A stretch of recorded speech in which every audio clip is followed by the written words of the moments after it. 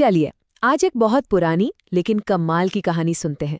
एक ऐसी कहानी जो हमें सिखाती है कि दयालु होने और अपनी ताकत को बनाए रखने के बीच का संतुलन कितना जरूरी है।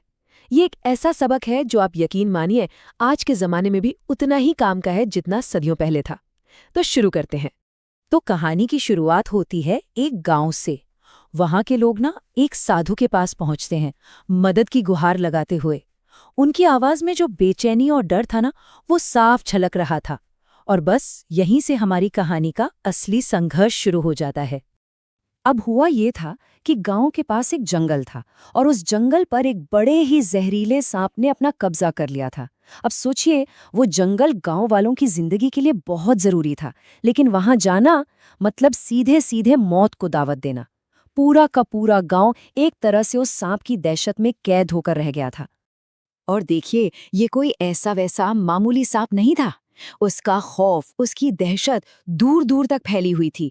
कोई भी अगर जंगल के पास जाने की हिम्मत भी करता ना, तो वो सांप उसे डस लेता। कहते हैं कि उसकी फुफकार ही लोगों के दिल में डर बिठाने के लिए काफी थी। इस डर का असर बहुत ही गहरा था। मतलब ये सिर्फ एक खतरा नहीं था, ये तो पूरे गांव की जिंदगी पर एक ताला लगाने जैसा था। न लोग जंगल से कुछ ला सकते थे, न उनके जानवर चढ़ सकते थे। लोग और जानवर सब भूखे थे। हर तरफ बस एक लाचारी और दुख का माहौल था।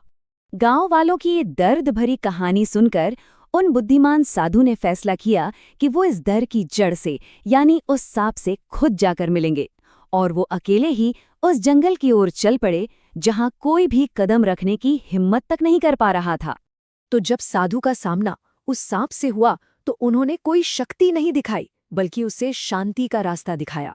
उन्होंने सांप को एक सीधी सी बात समझाई कि असली ताकत दूसरों को डराने या दर्द देने में नहीं है, बल्कि शांति और अहिंसा से जीने में है। साधु की बातों में इतनी सच्चाई और शांति थी कि उस खतरनाक सांप का भी दिल पिघल गया। उसने साधु की बात मान ली और वादा किया कि आज के बाद वो किसी को नहीं डराएगा, किसी को नुकसान नहीं पहुंचाएगा, वो शांति के रास्ते पर चलेगा। तो ठीक है, सांप ने अपना वादा तो निभा लिया, लेकिन कहानी यहाँ खत्म नहीं होती। असल में उसके इस नए रास्ते ने कुछ ऐसी मुश्किलें खड़ी कर दी जिसके बारे में किसी ने भी नहीं सोचा था। देखते हैं आगे क्या हुआ। शुरू में तो सब कुछ बिल्कुल ठीक हो गया। जंगल में फिर से लोग आने जाने लगे, लेकिन जल्द ही गांव वालों ने ये देख लिया कि सांप तो अब कुछ करता ही नहीं। बस उनका डर खत्म हो गया। और जैसे ही डर खत्म हुआ, उनकी इंसानियत भी खत्म हो गई।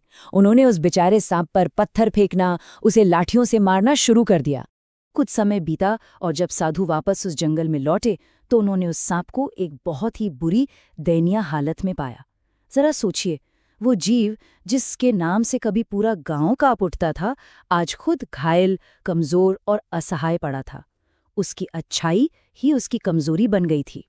सांप ने जैसे ही साधु को देखा, उसका दर्द और गुस्सा फूट पड़ा। वो बोला, मैंने आपकी बात मानी और देखिए मेरा क्या हाल हो गया।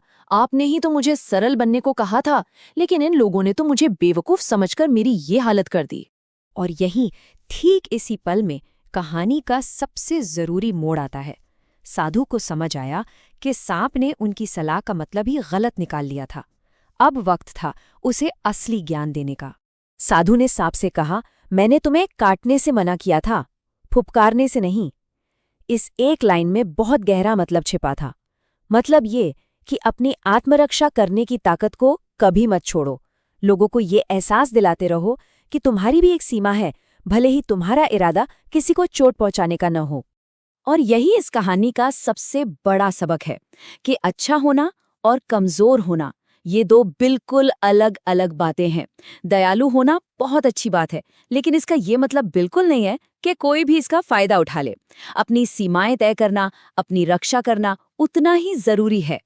तो असल जिंदगी में इस फुफकारने का क्या मतलब है? इसका मतलब है विनम्रता से, लेकिन मजबूती से अपनी हदें बताना। चाहे वो ऑफिस में किसी काम के लिए न कहना हो या किसी रिश्ते में अपनी जरूरतों को साफ साफ रखना हो।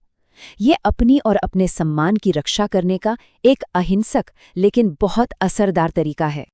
आखिर में लक्ष्य बिल्कुल साफ है, एक ऐसा संतुलन बनाना जहां लोग सम्मान करें, न कि डरें या फिर शोषण करें। ये दयालुता और आत्मसम्मान के बीच का वो जरूरी बैलेंस है जो हम सबको अपनी जिंदगी में चाहिए। तो ये सवाल हम सब के लिए है कि हम सब अपनी सीमाओं की रक्षा कैसे करते हैं। वो क्या तरीका है जिससे हम बिना किसी को नुकसान पहुंचाए ये बता सकते हैं कि बस यहाँ हमारी सीमा खत्म होती है। इस पर जरूर सोचिए।